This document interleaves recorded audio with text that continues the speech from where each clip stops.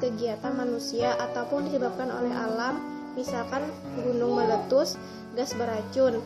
Ilmu lingkungan biasanya membahas pencemaran yang disebabkan oleh aktivitas manusia yang dapat dicegah ataupun dikendalikan.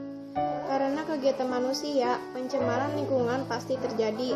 Pencemaran lingkungan tersebut tidak dapat dihindari. Yang dapat dilakukan adalah mengurangi pencemaran, mengendalikan pencemaran, dan meningkatkan kesadaran dan kepedulian masyarakat terhadap lingkungan yang agar tidak mencemari lingkungan. Tetapi bila lebih tinggi dari 0,033% dapat memberikan efek merusak. Suatu zat dapat disebut dengan polutan apabila jumlahnya melebihi dari jumlah normal, berada pada waktu yang tidak efektif, berada di tempat yang tidak tepat. Pencemaran dibagi menjadi 3, yaitu pencemaran udara, pencemaran tanah, dan pencemaran air. Pencemaran udara adalah kehadiran satu atau lebih substansi fisik, kimia, atau biologis di atmosfer dalam jumlah yang dapat membahayakan kesehatan manusia, hewan, dan tumbuhan, mengganggu estetika dan kenyamanan atau merusak properti. Pencemaran udara dapat ditimbulkan oleh sumber-sumber alam maupun kegiatan manusia.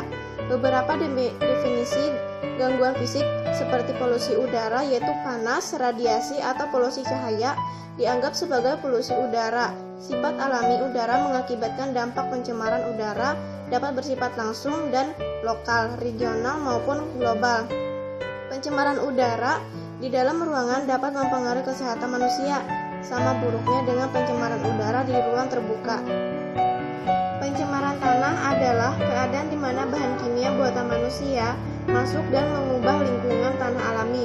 Pencemaran ini biasanya terjadi karena kebocoran limbah cair atau bahan kimia industri atau fasilitas komersial. Ketika suatu zat berbahaya atau beracun telah mencemari permukaan tanah, maka ia dapat menguap, tersapu air hujan, atau masuk ke dalam tanah. Pencemaran yang masuk ke dalam tanah kemudian terendap sebagian zat kimianya yang beracun di tanah dapat mengakibatkan penyakit. Zat beracun di tanah tersebut dapat berdampak langsung kepada manusia ketika bersentuhan atau dapat mencemari air tanah dan udara di atasnya. Paparan kronis atau terus-menerus terhadap bencana pada konsentrasinya tertentu dapat meningkatkan kemungkinan terkenanya leukemia. Pencemaran air adalah suatu perubahan keadaan di suatu tempat, penampungan air seperti danau, sungai, lautan, dan air tanah akibat aktivitas manusia. Danau, sungai, lautan, dan air tanah adalah bagian penting dalam siklus kehidupan manusia dan merupakan salah satu bagian dari siklus hidrologi.